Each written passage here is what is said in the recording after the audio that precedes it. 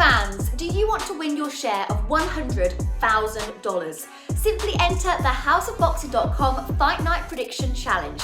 Compete with boxing fans around the world. Simply head over to houseofboxing.com and sign up now.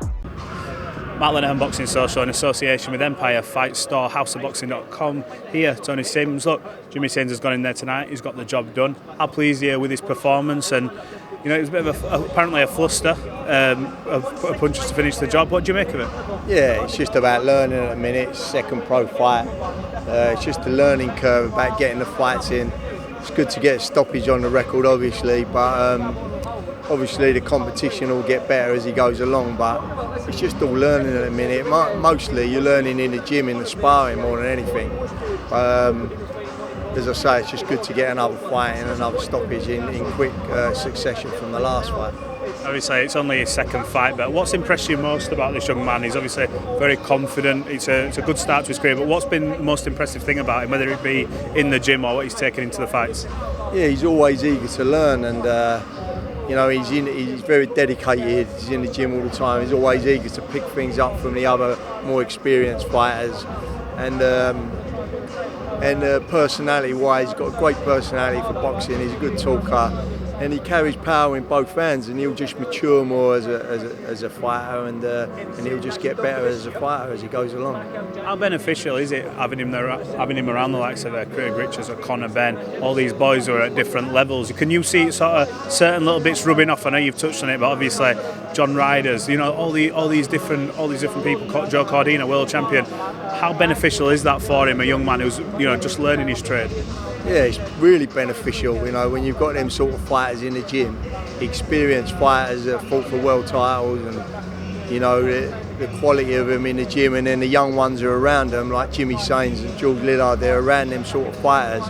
They're only going to get better, you know, as they go along. They like the likes of Jimmy and George. Watch them all the time. Watch what they're doing.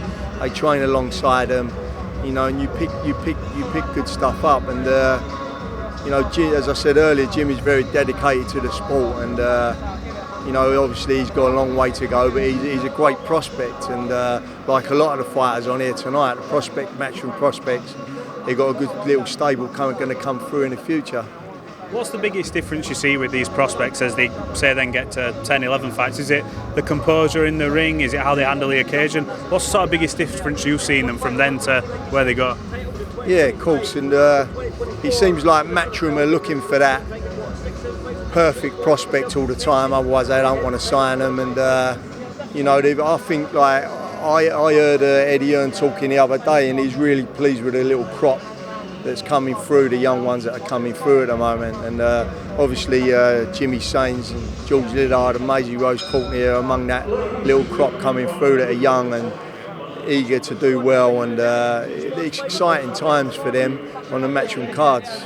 For you as well, obviously, having them in the gym. Look, I've got to ask you, I said before, ask you in a different way, how tired of you getting asked about Conor Benn and Chris Eubank Jr? Is it grating on you a little bit? No, I mean, you know, you get used to it, to be honest, because that's like everyone's question they ask me along with any interview I ever do. That question comes out, but as I can only say, as much as I know, is that, you know, negotiations are still going on for that fight between Chris Eubank Jr and Conor Benn. Hopefully, you know, within the next week we have some news on that. If not, you obviously Conor Benn's career, where it's been because of the length of time out the ring, he's just got back in. Activity is going to be obviously key for him. Are you going to be wanting a decision within the next week or two so that you can pull the trigger and make alternative plans? Yeah, 100%. You know, and if the fight don't materialise within the next week, obviously we'll be looking at, you know, fighting some top contender at 147, and you know, that's the plan really. So within the next week, we're either going to hear the news or we're going to move on to another fight. Well, look, Tony, I appreciate your time. Thanks for giving us a couple of minutes to talk about Jimmy, and obviously give us an update, and we'll catch up soon.